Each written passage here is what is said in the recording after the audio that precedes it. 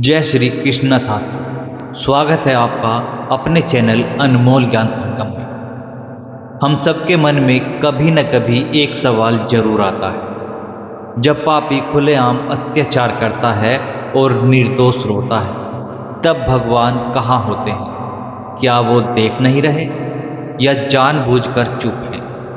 आज की इस विशेष कथा में हम जानेंगे भगवान की चुप्पी का रहस्य, जानेंगे धैर्य, न्याय और समय का अद्भुत खेल। और हाँ, दो कहानियाँ ऐसी होंगी जो आपके दिल को छू जाएंगी, तो अंत तक जरूर देखना।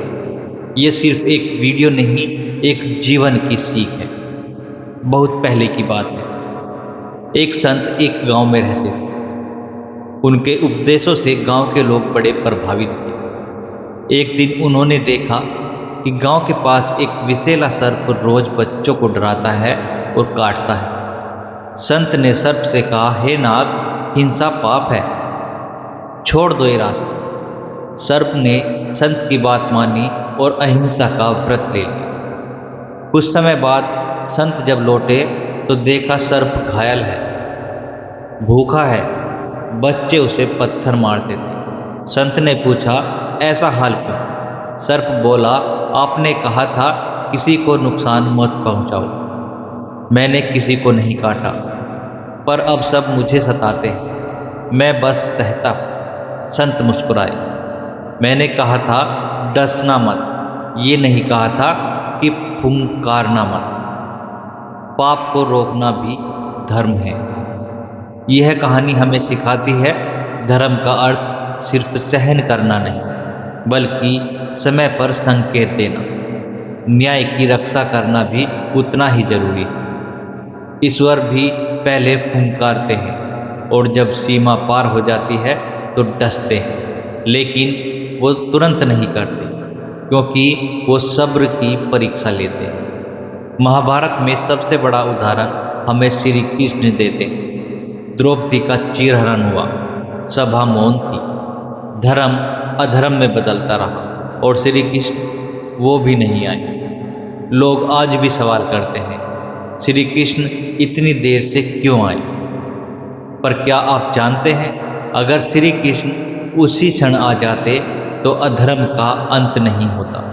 धृतराष्ट्र, भीष्म, द्रोण, विदुर सभी उस अधर्म में मौन सहभागी थे। उन्हें समय चाहिए था पाप का घड़ा भरने का। श्री कृष्ण ने गीता में कहा है, जब जब धर्म की हानि और अधर्म की वृद्धि होती तब तब मैं अवतार लेता हूँ। पर कब? जब प्रत्येक पाप का बीज पेड़ बन जाए, जब न्याय का बीज अंकुरित हो जाए और जब पूरी सृष्टि न्याय के लिए तैयार हो। एक बार एक अत्याचारी राजा हुआ करता था। वो रोज गरीबों से जमीन छीनता, जुर्म करता और दरबार में हंसता। एक बूढ़ी अम्मा हर दिन न्याय मांगने आती। राजा उसका मजाक उड़ाता, पर वह रोज आती। एक दिन मंत्री ने पूछा, अम्मा, राजा तो कुछ नहीं करेगा, तो क्यों आती है? अम्मा मुस्कुराई और बोली, मैं राजा से नहीं, भगवान से उम्मीद रखती हूँ। अगर मैं रोज नहीं आती तो वो ऊपर बैठा भगवान सो जाएगा, पर जब तक मैं आवाज़ लगाती रहूं वो जागता रहेगा। कुछ महीनों बाद वही राजा युद्ध में हार गया, जेल गया और अम्मा को न्याय मिला। ईश्वर मौन हो सकते हैं पर अंधे नहीं। वो सब देख रहे होते हैं, गिनते हैं और समय आने पर न्याय करते हैं, वो भी ऐसा कि पूरी सृष्टि देखे। तो जब अगली बार ये सवाल मन में आए, पापी को सजा क्यों नहीं मिल रही, तो समझिए पाप का बीज बोया गया है, अब वृक्ष बनने दीजिए, फिर उसका फल भी मिलेगा। भगवान श्री कृष्ण का न्याय धीरे आता है, पर जब आता है तो संपूर्ण होता है। क्या आपने कभी ऐसा अन्याय देखा है? क्या आपको कभी लगा कि भगवान चुप हैं? तो इस वीडियो को शेयर जरूर करें, क्योंकि ये वीडियो हर उस इंसान के लिए है जो कभी न कभी टूटा है, कभी न कभी तड़पा है, पर फिर भी अपने दीपक को जलाए रखा है।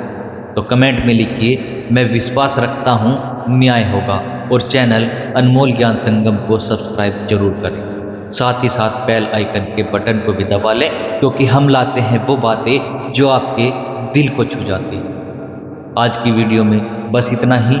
जल्द ही मिलेंगे एक और नई ज्ञानवर्धक वीडियो के साथ।